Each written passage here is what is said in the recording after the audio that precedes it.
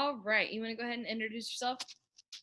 My name is Robert Casey Kendall. I'm a mental health consultant in Oregon. I work with young adults experiencing psychosis for the first time, ages 12 to 25. I've been working in mental health for 9 years. I started at a residential mental health facility for children and adolescents and young adults. Then I worked on the mental health crisis line for about 5 years, and I've been in my current position for almost 1 year. All right, thanks. So my project is about telehealth. So I was just wondering, I'm assuming you guys have moved on to telecommunications and telepractice as COVID hit. So I just was wondering if you could tell me a little bit about your experience with telehealth, some of the pros and cons. So, starting about mid-March, my team started working from home due to social distancing, COVID-19 restrictions. It was a little bit chaotic to begin with because while we typically have the option of working from home occasionally, it's not something that we had ever done full time for an extended period of time. Which was really tricky trying to figure out when people are meeting with their psychiatrist, how they were going to be able to do that, if we were going to be testing as they started, um, all of that jazz.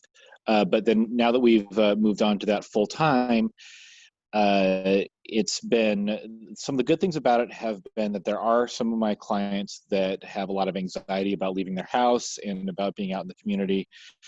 So for them, it's been sort of a blessing because they're able to have their appointments sort of in their comfort zone.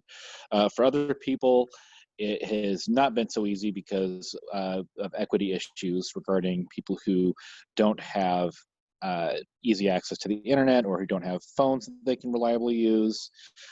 For some of our clients, it's been a lot of phone tag and a lot of like calling family members to try to arrange a time that the person can be there. And typically that's not necessarily like a disclosure issue because usually family members are sort of part of the treatment on our team, but I can see how that would be a huge issue for other folks. A lot of the community that we serve are sort of underserved usually. So, low income and some undocumented folks that aren't necessarily wanting to be drawn a lot of attention to themselves with respect to some programs that could help. I can't remember what the official name is, but a lot of people call them Obama phones. That's been helpful for some people because they're able to get access to that. But again, in order to get signed up for that, they have to be able to connect with us. They have to be able to sign off on forms, which is a little tricky because we're trying to maintain social distancing. So there's definitely a huge coordination aspect to it that has been incredibly tricky.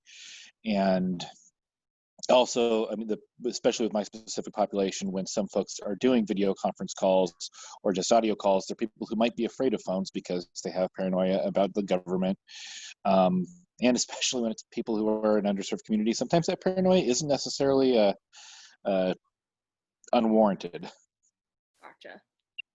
All right. Well, those are all my questions for you today. Thank you so much for answering them. Thank you very much. You have yourself a good night. Make sure you wash your hands and keep socially distant from people, please. All right. You too. Thanks. Bye. Bye.